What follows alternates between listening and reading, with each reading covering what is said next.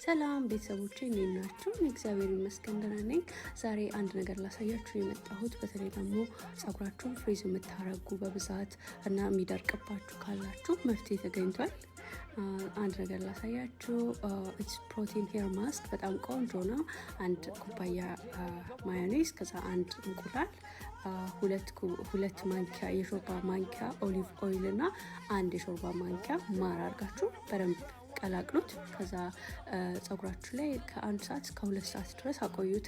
እዚህ ጋር ደግሞ ለፊቴ ሌላ ማስክ እያዘጋጀው ነው። የተጠቀምኩት ማርና ኔስካፌ፣ ከዛ ዮገርት ካላችሁም፣ እኔ በዚህ ሰዓት ዮገርት ስላልነበረኝ ነው ያላረኩት። ዮገርት አድርጌ እንደዚህ ከታጠብኩት በኋላ ሪዛልቱ ይህንን ይመስላል። ጸጉሬ እንዴት እንደሚያምር ፊቴም ጸጉሬም አንጸባራቂ ሆኗል።